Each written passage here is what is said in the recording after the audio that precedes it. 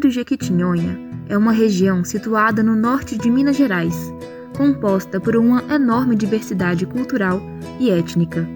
Seu território é dividido geograficamente entre Alto, Baixo e Médio Jequitinhonha, o que corresponde à divisão da bacia hidrográfica do rio Jequitinhonha. Além disso, é uma área de transição entre 3 biomas, a Caatinga, o Cerrado e a Mata Atlântica, o que influencia na rica diversidade cultural do território. Na localidade, há vários rios que foram fundamentais para sua ocupação e que são personagens principais de diferentes narrativas de sujeitos que estudaram a região, uma vez que até meados do século XX era o principal meio de comunicação e comercialização de produtos, o que ligava essas regiões a outros estados. Essa região, como um todo, é um local repleto de riquezas naturais e culturais. Na década de 1960, inicia-se um processo de regionalização da bacia do Jequitinhonha, com o intuito de criar uma região política e administrativa para fins de desenvolvimento do Estado. É nesse período, por meio da criação da Codevale, Comissão de Desenvolvimento para o Vale do Jequitinhonha, que se cria o termo Vale do Jequitinhonha. A partir daí, o território passa a ser tratado pelo Estado como uma região problema, a partir de algumas dicotomias como pobreza versus riqueza que passam a caracterizar a localidade. Ela passa a ser reconhecida como um local de extrema miséria, além de outros estigmas sobre a população que passam a justificar as intervenções estatais. A partir da década de 1970, inicia-se a implementação de projetos desenvolvimentistas, como a monocultura de eucalipto e pinos, empresas mineradoras nacionais e multinacionais, a construção de barragens hidrelétricas, entre outros empreendimentos que têm sido responsáveis pela grilagem de terras e vários outros conflitos territoriais que têm causado tantos danos sociais aos trabalhadores quanto um enorme impacto ambiental. Em resposta ao cenário caótico que se instalava no vale e imediações, grupos de trabalhadores e trabalhadoras passaram a se organizar como forma de resistência. Emergiram localmente associações comunitárias e sindicatos. E além disso, movimentos sociais como o Movimento dos Atingidos por Barragens, o MAB, e o Movimento dos Trabalhadores Rurais Sem Terra, o MST, passaram a atuar e a se somar aos trabalhadores na resistência e enfrentamento aos impactos que os grandes empreendimentos vinham causando. Esses grandes empreendimentos vinham sendo pautados pelas teorias do desenvolvimento, que não levavam em consideração os interesses da população impactada até os dias de hoje.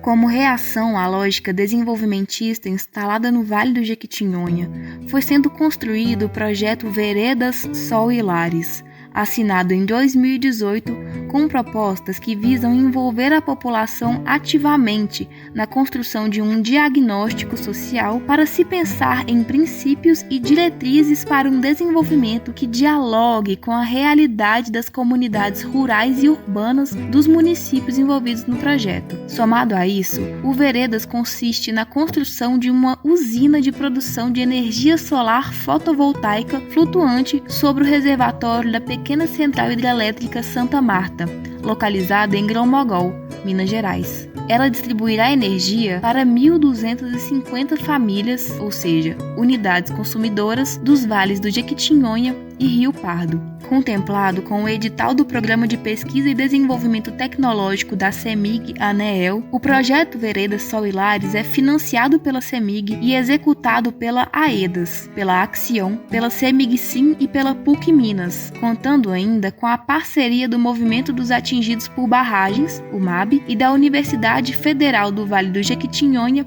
e Mucuri, a UFVJM, através do Observatório dos Vales e do Semiárido Mineiro. A partir da pesquisa social realizada em 21 municípios do Vale do Jequitinhonha e Rio Pardo, é possível visualizar possíveis saídas para se pensar em um desenvolvimento regional para o povo. A ida dos pesquisadores populares às comunidades rurais e urbanas envolveu centenas de mulheres, homens, jovens e crianças. Desse modo, as metodologias participativas foram os instrumentos e a base para a construção desse projeto, que teve como parcerias as escolas Família Agrícolas, o Instituto Federal do Norte de Minas Gerais e várias outras instituições que deram voz ao protagonismo da juventude à frente dessas atividades.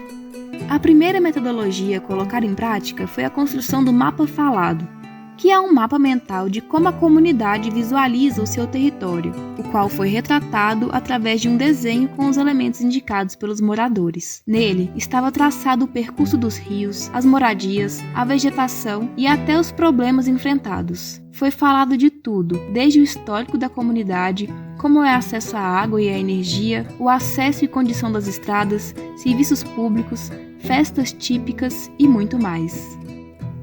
Já na construção do diagrama de fluxo, foi colocado o que as comunidades produziam, os fluxos das produções, o que entrava de fora, o que tinha internamente, desde a agricultura para a subsistência até a comercialização de alguns produtos nas feiras livres. Nessa metodologia, observa-se as potencialidades e dificuldades com relação ao acesso a algumas mercadorias, os desafios e os porquês da diminuição da produção em alguns períodos do ano, entre várias outras questões.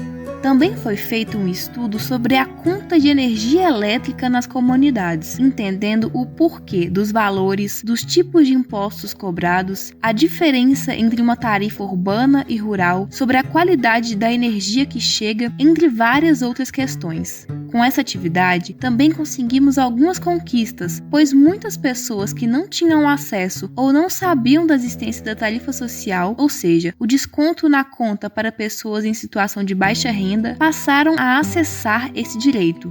Também visualizaram-se alguns problemas, como o fato de algumas famílias não terem acesso à energia elétrica.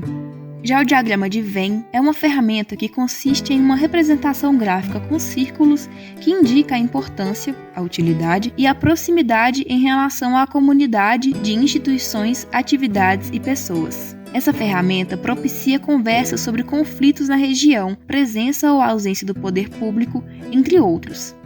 O círculo central representa a comunidade. Os parceiros são representados por outros círculos, do qual o tamanho é proporcional à relevância, ou seja, quanto menor o círculo, menor a relevância da parceria, e quanto maior, maior a relevância. Se o parceiro é próximo e acessível, o círculo é representado de maneira mais próxima, ou mesmo dentro do círculo da comunidade. A partir desses materiais coletados, isso é, os resultados dessas metodologias participativas, construímos as árvores de problemas e objetivos que têm por finalidade proporcionar um quadro mais explícito que demonstre elementos para o planejamento de atividades e determinar como medir a conquista de um desenvolvimento ou envolvimento regional que atenda aos interesses da população, sempre considerando os fatores externos e internos. Analisar as relações de causa e efeito de um problema, assim como os meios para solucioná-los e indicação dos fins desejados com a superação do problema. O processo de elaboração da árvore de problemas é o momento de provocar reflexão sobre a relação entre os problemas que surgem da realidade diagnosticada e apontada pelos moradores dessa comunidade. Dessa maneira, se estabelece o objetivo geral: transformar as situações negativas mencionadas na árvore dos problemas em situações positivas, elaborando assim os objetivos do planejamento. No Seminário Revelações, nos encontramos para mais uma etapa de participação social. É um momento em que as comunidades poderão ver e debater os dados sistematizados, contribuindo para seu aprimoramento e validação. Aqui, damos mais um passo dessa experiência de planejamento popular, em que a ciência é feita junto com o povo.